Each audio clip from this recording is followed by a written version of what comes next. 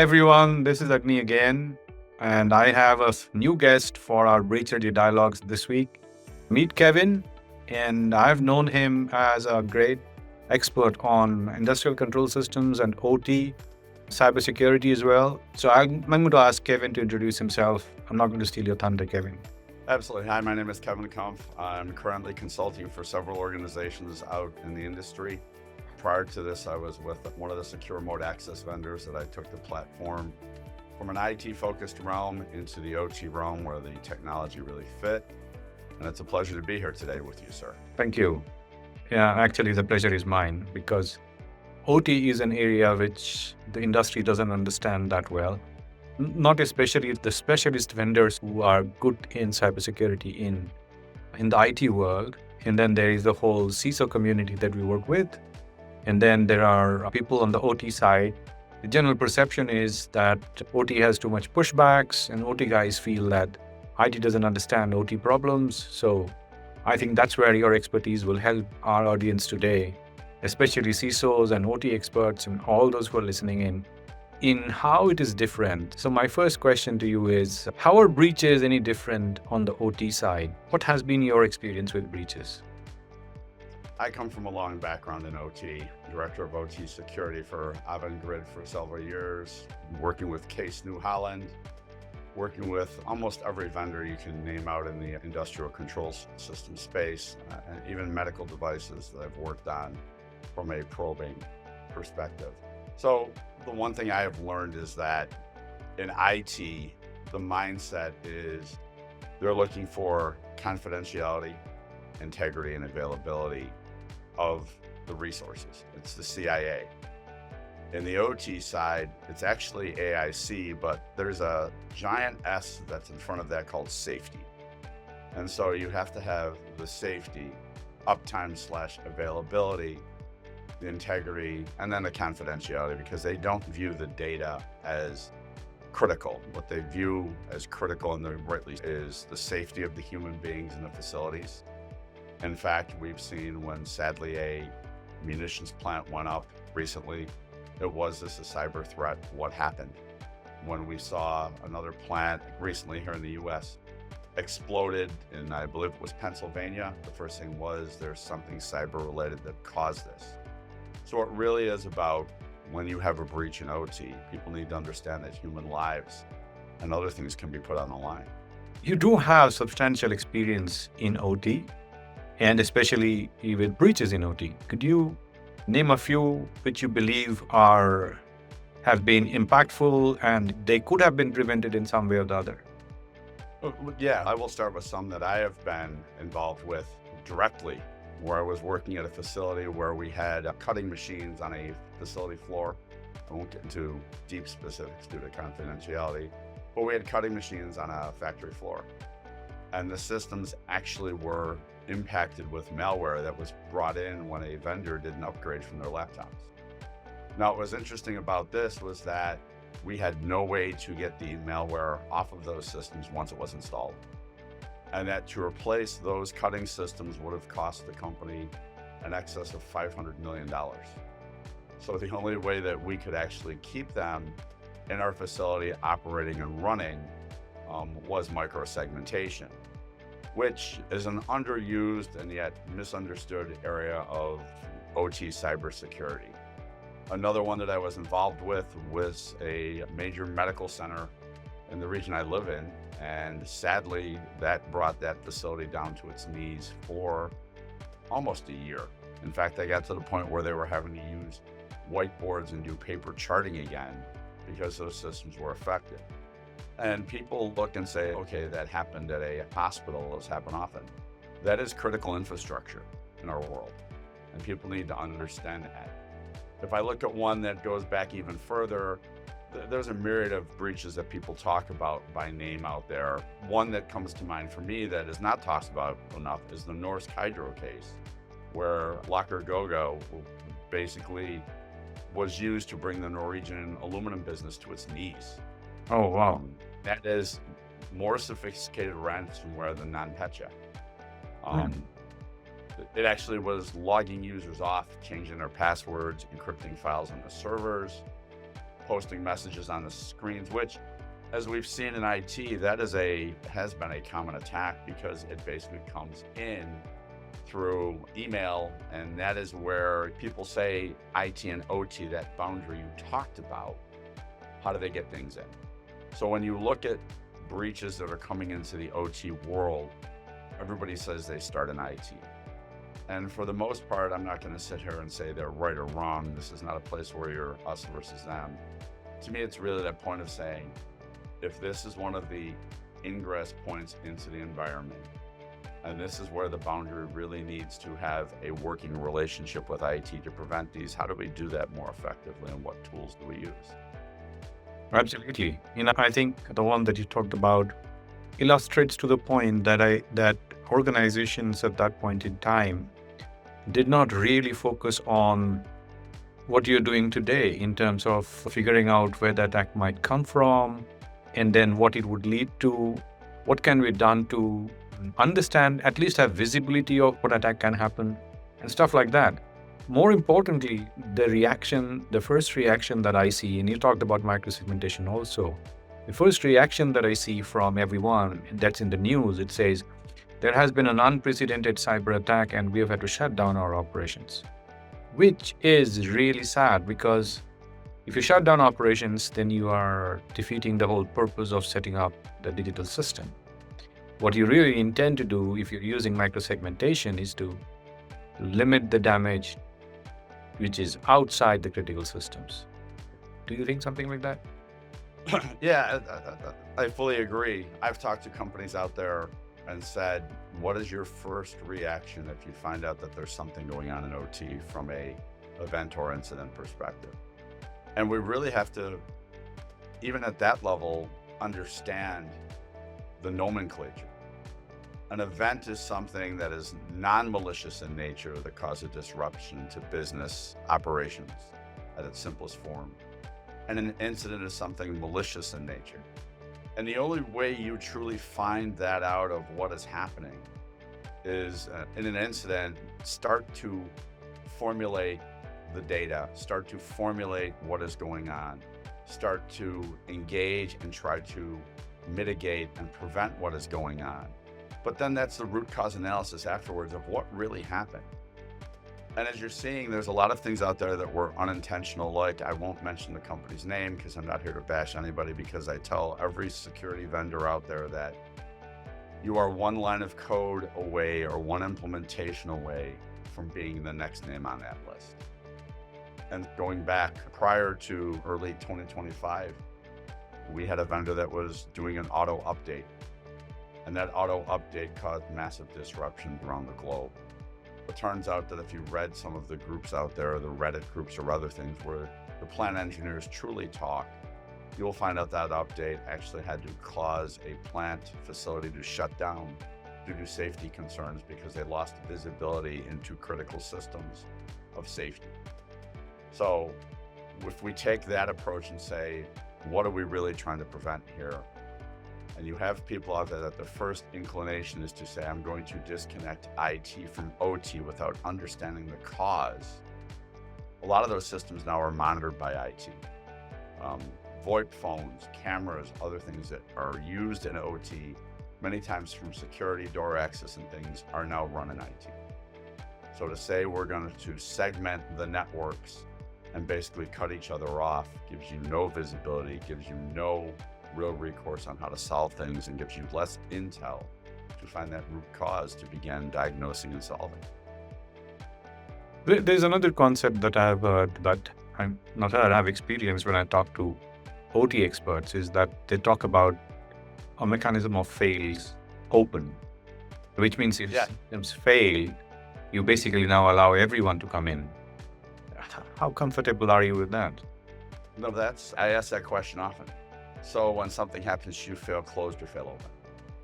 And if you look at the industries that you're in, the federal space, the government, other areas, many times that enclave will fail closed. They do not want anybody in. And I tell people this is that firewall, that drawbridge at the boundary, or even internally a network access at a switch level where they say we're going to cut people off. And that is a problem because most of the resources for OT when handling an incident are not on site.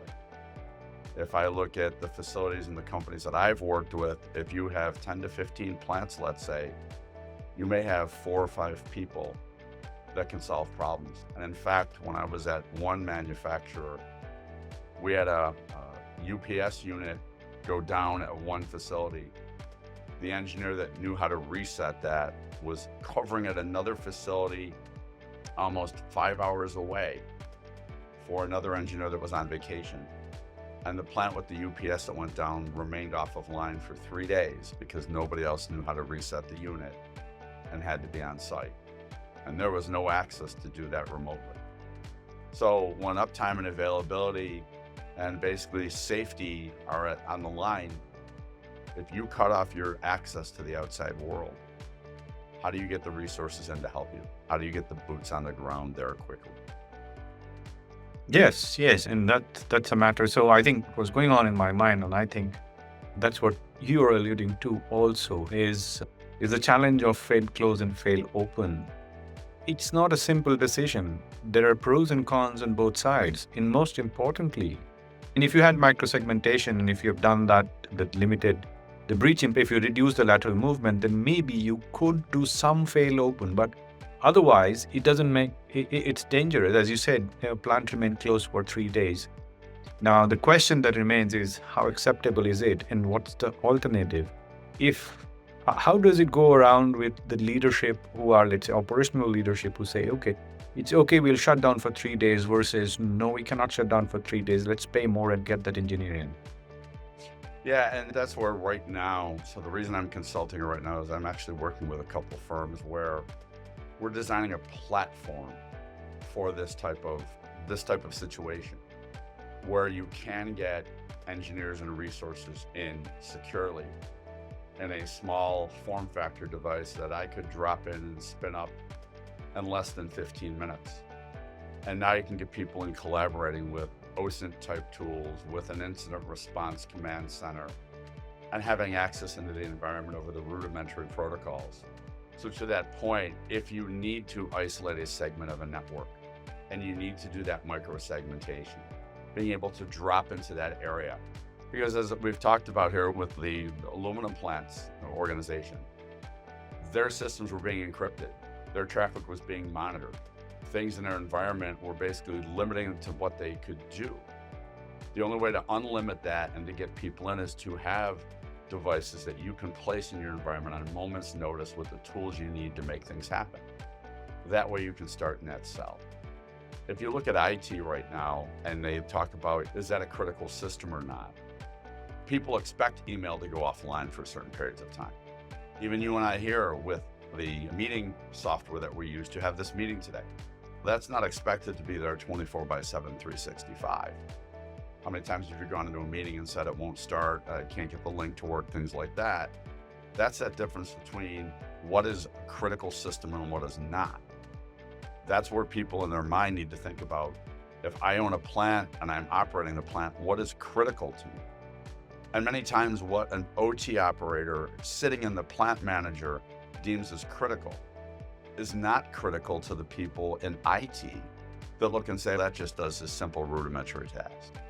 And if I could close that with one thought, when I worked at another manufacturer out there, every plant had different budgets based on what they produced.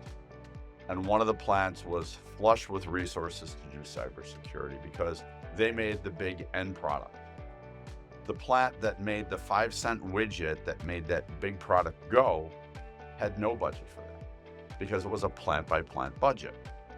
That plant basically had an attack. That plant was down for 4 months. The end product could not come off the line and they couldn't sell that, and they had to start taking these pieces of equipment and moving them to other locations to store them. So that when that plant came back online, they could put that little widget into those machines. The odd thing about that was the only plant that made them.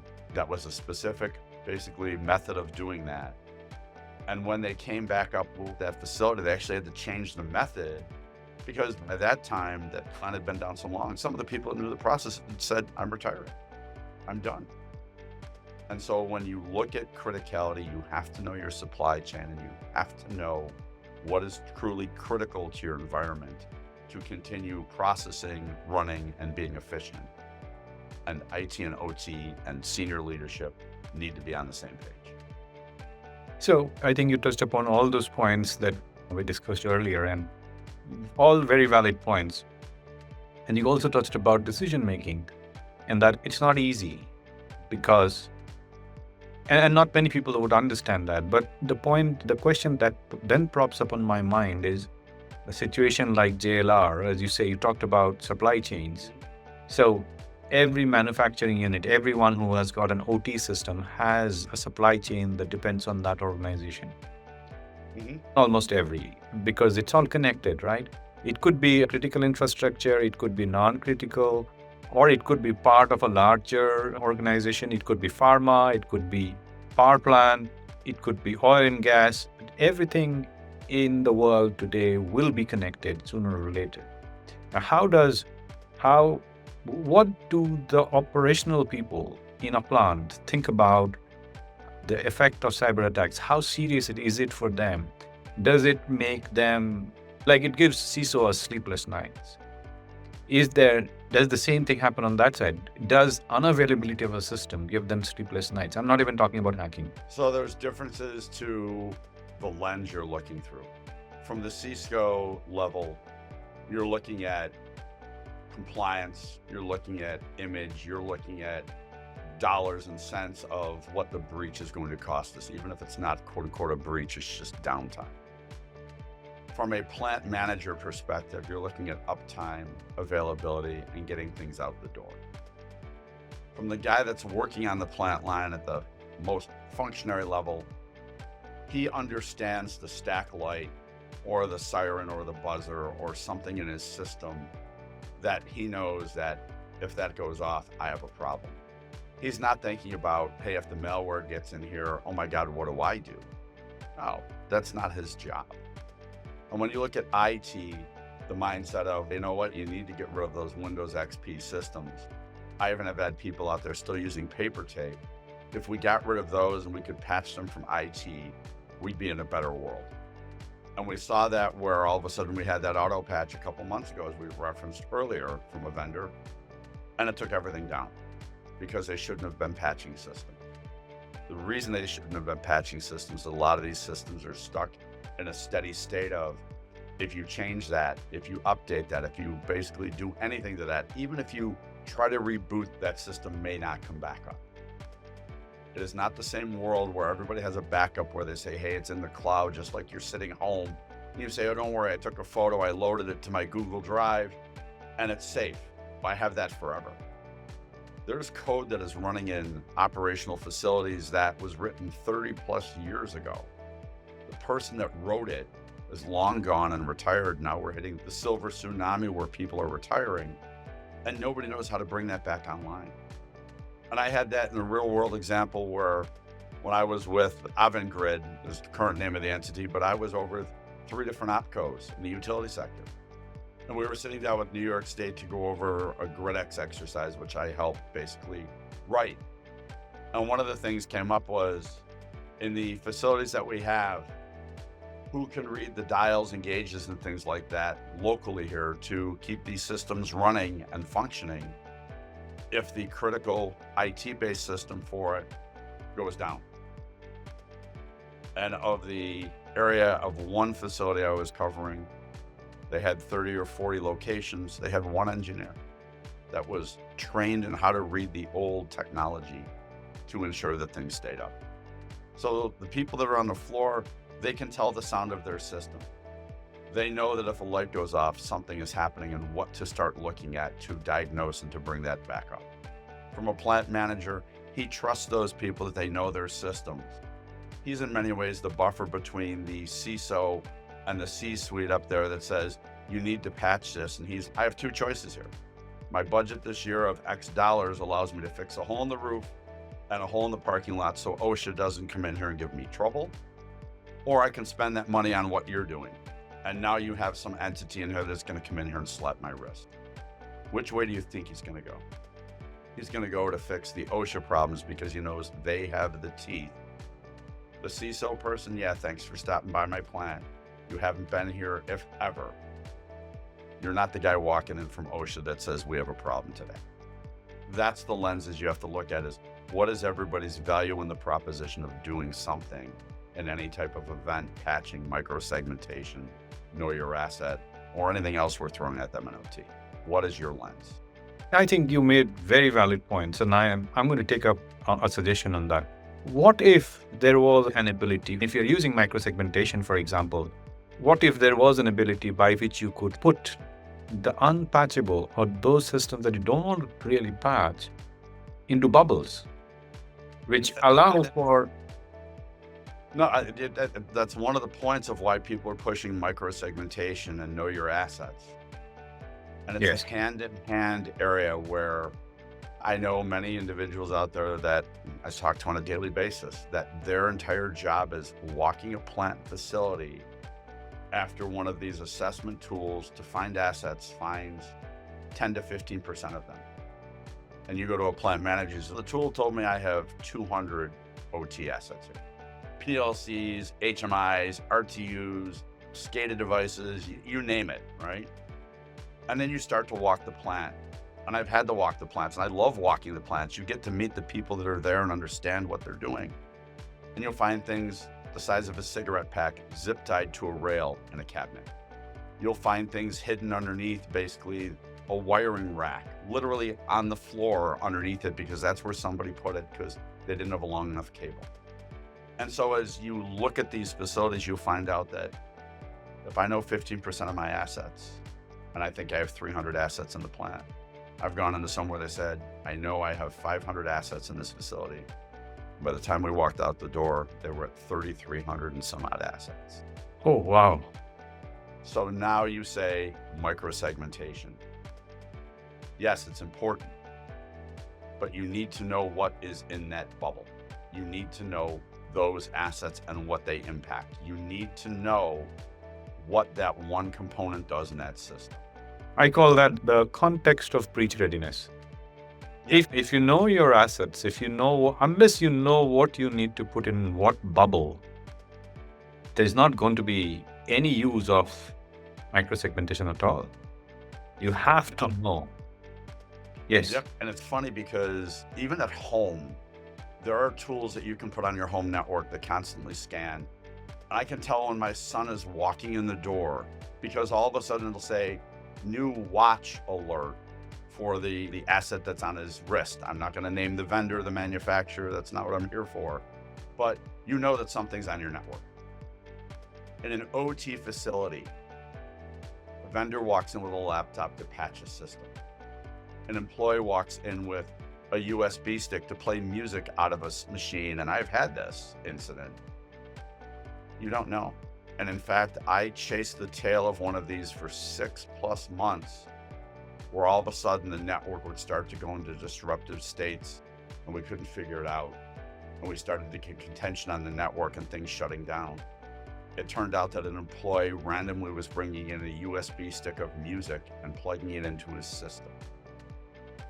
And he was moving plant to plant. It was hard to find that, chasing the tail. So what you just said is actually broadly termed under observability and visibility. So if once you gain access to that information, I think there are many tools out there, but most of these that do microsegmentation also do some amount of discovery in terms of what is on. Like you said, someone comes in and puts a watch and there's a watch on the network.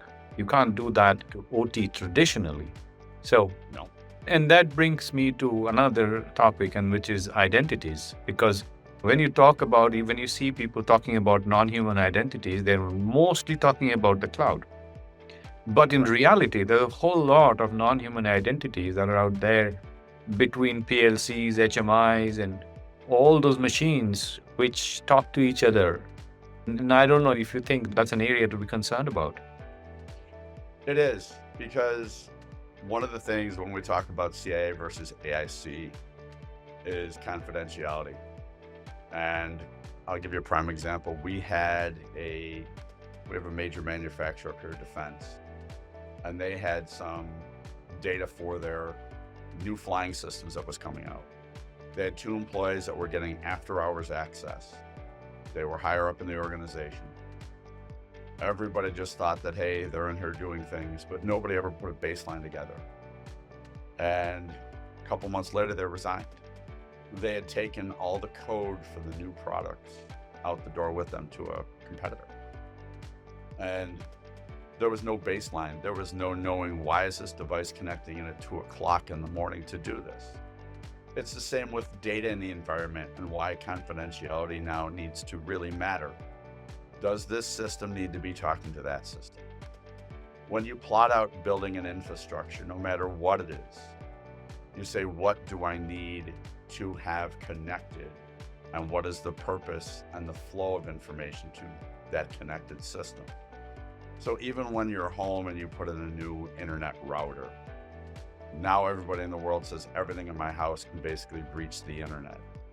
People need to look and say, as layman's terms of people that may be listening to this or watching this that don't have the deepest OT background, do you really need your thermostat to go out to the internet? If the internet was down, would your thermostat function in your house?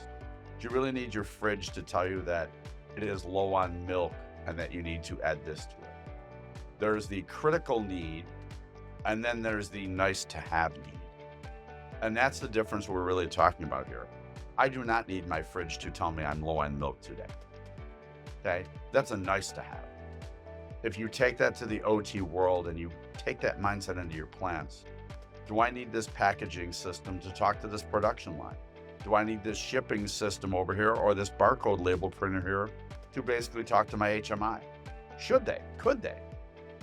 And the answer today is somebody can write an API to make anything talk to anything out there. The question is, what is its intended functional purpose? What does it do to your risk factor of that environment? And is it a really must-have or nice to have? And how did it get there in the first place? And who controls it? Yeah, I think the last point is the main thing. Who controls it? And who was it? I don't remember who I was talking to, but I talked to someone and he said, in the end, what really matters is who decides that a hacker can come in. If it is you who's managing that, if it's the organization, it's a different story altogether. But if it is the hacker who decides how to come in, then it's a different story altogether, because you don't know, like you said, you started with 200 and then it went to 33,000. Those many assets, which means you did not know what assets are there. And if you don't know, then you can't define what allowable path someone can take to hack into an OT system. And that could be highly dangerous. It is. And this is where I tell people vendors are the king in OT. And people will scratch their head and go, what do you mean? Why is the vendor the king? Many of these facilities out there, they don't have the resources, they don't have the trained staff, they don't have people that are knowledgeable in certain aspects of vendor components or production. And so when I go in as an engineering firm and I put in a production line, I have SLAs I have to meet to keep that up. They expect I'm going to do that.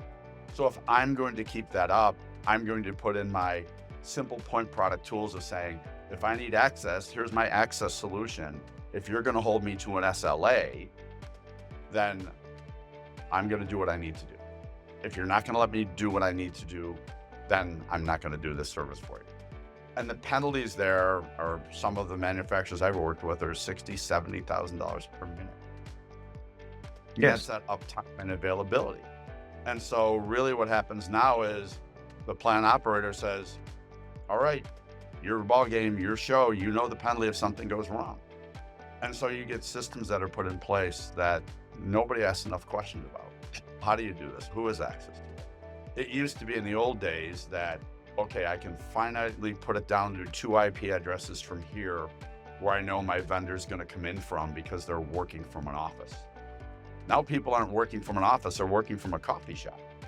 So how do you turn around and say, I know the identity of that user based on the resource, based on their location. And then you look at a system that has a shared credential to it, like so many do, or hard-coded credential. And now you say, how do I limit that? So the only way you can limit that now is to say we build enclaves of where people can go to.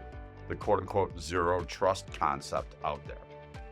And then you say, okay, I'm going to do zero trust. I'm going to do that wonderful term, secure remote access. That doesn't stop that when somebody gets down there, and I've had this discussion way too many times, if I'm letting somebody telnet, and yes, they still do telnet or SSH to a host to fix something and they're on a Unix box, how do I stop them from doing commands on that box that can be escalated privileges and cause lateral movement? And the answer is you don't have these tools down below like you have in IT most times to say, if I see somebody type a command for escalation of privileges, changing of mod, even deleting things or extracting things, you have no way to see that data. Let me change track. I think we've talked about this and we can go on talking about this. In recent times, what is the trend that you are noticing from a leadership perspective? Because I think one of the key factors that OT has always suffered from is lack of credible budgets, where you are trying to balance it off between cybersecurity and availability. What is happening now? Our organization thinking that, you know what, we need to protect our critical infrastructure, and hence, if there's a certain amount of budget that they need to do certain activities, let's think about it and let's put some dollars in. So this is becoming in what I call the CYA budgets. I'm sure you can figure what the cover your A is. But this is where cyber insurance has been somewhat of a driver. It's also now been noted that, in fact, one of the big vendors in the OT space just came out and said that, hey, 80% of the budgets to cover OT security now are coming from the CISO's office. And that's wonderful. But the CISO has to get out on the floor and figure out what these plans do and talk to the people. Remember I said the different lenses? I was actually at a meeting the past few weeks ago, and I had one of my coworkers with me. And there was two people pictured in the photo on the screen on the slide. One was wearing a safety vest and a hard hat, and one was wearing a collared white shirt. And I normally wear a hard hat when I do these talks because it was like, who's the OT guy? The guy in the hard hat and the safety vest. Who's the IT guy? The guy in the white shirt that just walked into a plant that he has no idea that he's going to get dusty and dirty and it's dangerous, and doesn't have his PPEs with him, or doesn't even have a set. You have to have that mindset. So it's great you have the budget, but you can't just make that decision in a vacuum of, I think we should put in antivirus software. I think we should put in software that basically finds all the assets because that tool works great in IT. Let's start having it crawl the network in OT. So what you're saying is there needs to be effective collaboration between OT leadership and the CISO to really figure out where the dollar should go in. Exactly. And the reason, yeah. Exactly. And it's not that the dollars are not there. It's just that that collaboration is missing, and someone is to build that bridge so that there has to be the stake in the ground has to be for the OT leadership to understand this is how the CISO can help me. And the CISO needs to understand, if I'm able to understand what OT needs, I'll probably be investing in the right things. Absolutely. And I tell people it's ironic when I brought up the one plant had security and was flush with dollars, the other one didn't, and yet the plant that had no dollars took out the bigger one. In the IT world, if you have antivirus software, you don't decide today the accounting department, those people really saved me money by finding the beans and stuff like that, I'm going to give them antivirus software. The shipping department, you know what, they don't really do much for me, they're a cost. I'm not going to give them antivirus software. Everybody in IT gets AV software on their laptop as an example. Okay? Why should we treat OT facilities any different? Absolutely. I have to look at the budget and say, all of my infrastructure is critical after I've done my assessment, found the key components in each plant, in each area, and now I'm going to protect everything. So I really feel that the industry, and that's what I'm working on now, is pushing towards a service model. Because in OT, I can go and drop in a system and nobody bats an eye when they say, in order to keep that uptime available and running and operating, like your car warranty today that people are pushing, I'm going to pay that service fee. I'm going to pay it because I need that up. They don't have the dollars to say, I'm going to go out and buy new hardware, new software, new systems to do this. There's that difference in where they spend the dollars. Because that facility has a production line that it's been there 30, 40 years. But they continue to pay the maintenance on it because they know if that goes down, they're in trouble. That doesn't mean they're going to buy new.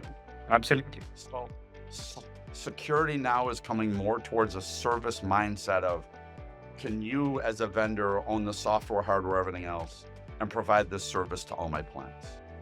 Can you protect me Makes sense. globally? Last question. Yeah, where it's going. What are some of the recent breaches that you think people should learn from? Well, I think if I was to take one that people don't talk really about, we've talked about water treatment plants in Florida in the past. We've talked about semiconductor facilities, Colonial Pipeline that has been out there. Let's focus on the breaches that have hit the industry. There was a supermarket chain in the United Kingdom that was completely taken offline and had to go out of business because ransomware, and it got into systems that basically dealt with their logistics and delivery and everything else. 100-year-old plus company out of business. There was a manufacturer I worked with out in Missouri that for years had just systems that sanded parts to a certain finish for a customer that was building tables. Their systems were taken down when basically the code by a vendor accidentally was erased off the system. Nobody had a backup. The manufacturer of the tables is now at a 9-month delay because those legs are matched specifically to these tables here, and the system that ran it, they've not been able to get back on because of how it built things. And people may say it's just sanding table legs and stuff. It's craftsmanship. This is where we're really hurting is you're hurting from the mass production to the hand craftsmanship out there. If Rolls-Royce had a system that was attacked and that was now designing their cars and doing certain things for those vehicles, or Ferrari, they are not large volume production. I build one, it takes me this long to do it. And that's why some of those systems are insulated because we've always done it by hand. But other ones are like, how would I ever reproduce this part if I don't have a system that can form this shape for me in 3D and then stamp it out? I think there are a lot of takeaways in what we talked about, what you touched upon, and there's a lot for the audience to learn from. And I think my takeaways are 3. Number 1, you talked about the fact that microsegmentation can really help build those bubbles. You also talked about the fact that there needs to be a collaboration between the people who work at a plant and the CISOs who take decisions and fix budgets where they're going to put the dollars in. And the last thing that you talked about was, where should one be really focusing on if they had to invest and make sure that that enterprises are ready for breaches? So I loved it, and I would like to talk to you once again.